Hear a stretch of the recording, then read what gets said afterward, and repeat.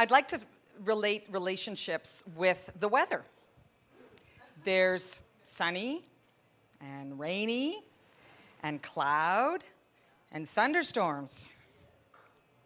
We can all relate. And maybe after the thunderstorms, the sun comes out and there's rainbows. My divorce was Hurricane Irma. Okay? Every time I meet somebody that's been in a divorce, I win. Hands down, I win. I had 5 lawyers on my divorce team. A family lawyer, a real estate lawyer, a civil lawyer, a criminal lawyer, and an Office of the Children's lawyer.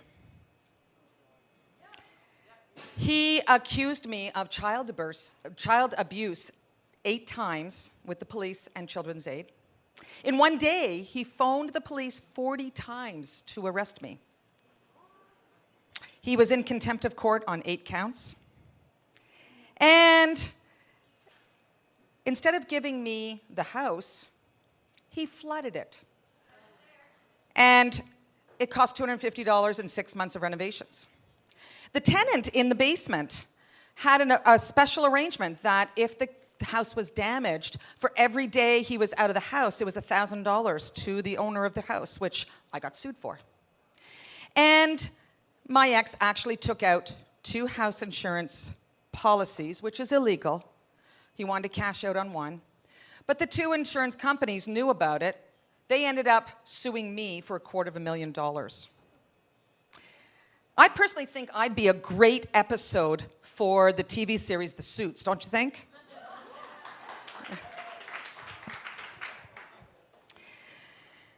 But it devastated me. I had 3 major depressions, almost hospitalized. My children were diagnosed, and they were young, they were diagnosed with anxiety, depression. They were self-harming, and I had to bring them to the hospital a total of 7 times for suicidal risk. I was completely flattened, just like Hurricane Irma. I lost many jobs. I was on short-term disability 3 times. Even though I was at the level of CFO in my career, it was all gone. It took over 10 years to get back to that level of salary. I was completely devastated. So what does a hurricane survivor do? They get help.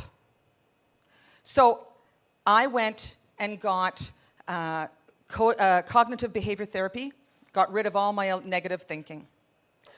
I took Codependence Anonymous to get rid of my codependence tendencies on my ex and really be able to establish my own boundaries and not have to fix everything. I took a mindfulness and meditation to be able to stay in the moment and not worry about the future or the past. I even took the Landmark Forum, which is an educational program that gives you the possibilities of how to create yourself. So let's just say I did a lot of mental house cleaning. I also joined a meetup group and a singles over 40 over 40 singles to meet people and get out. 8 years later, I met the love of my life.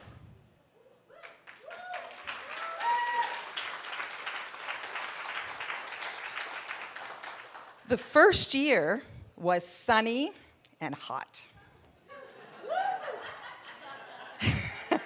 That's my daughter. We decided to move in with each other. But the next 4 years slowly got cloudy and cold. And our relationship was in trouble. So I'm thinking, what's wrong with this guy? You know, what's wrong with our relationship? You know, it can't be me. I'm the one who's had all these issues. I've gone ahead and done all this self-development. It can't possibly be me. It's got to be him. Well, He hated the fact that I wanted to send him into self-development and get him into, getting himself fixed, when he really didn't feel like he needed to be fixed. And our relationship got colder and colder. And I ended up moving out. But we still loved each other. And we didn't know how to end it. We didn't want to end it. And we didn't know how to go forward. So we were stuck. So I needed a new strategy. So I went back and researched relationship coaching. And my favorite was, Jason Gaddis from the Relationship School. And he taught me two things.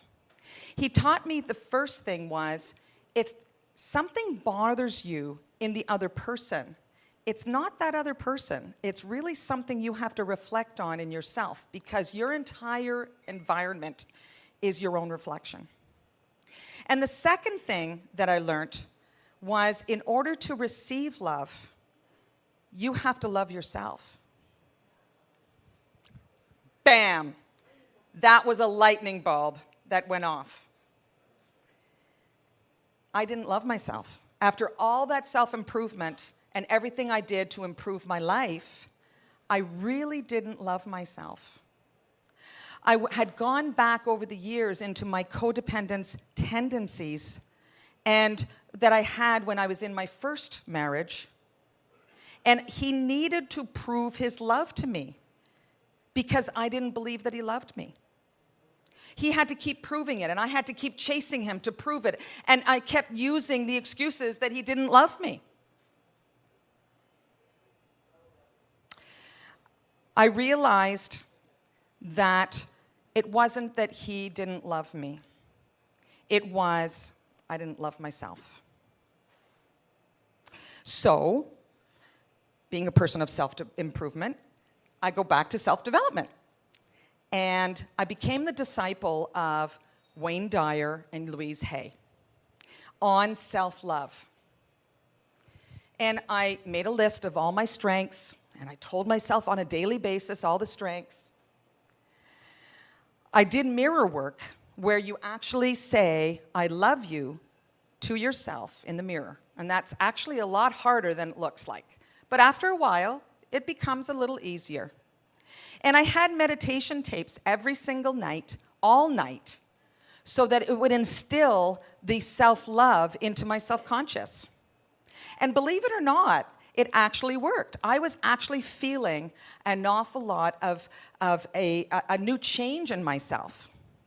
Now, the new self-love that I had was not like Donald Trump. It was a genuine appreciation of my self-worth. So I basically went and was feeling really, really good about myself, but our relationship was still on the cold side of the weather. And now I had to figure out whether I really, really wanted to continue this relationship, but I loved him so dearly, or whether I should just let it go because it ain't gonna work. And I decided to actually break up with him. Well, the week after we broke up, he had a really, really dark week. And he really had to reflect on all of the baggage that he had that was in our relationship. Everybody's got baggage, right? And so he called me up, and I agreed to get back together under two conditions. The first was we never blame each other for something that's bothering us. And the second thing is that we will promise to each other that we'll continue to grow and improve ourselves for the rest of our lives. Well, the next year, we began building our relationship, and it became better than ever. We actually got married this last July.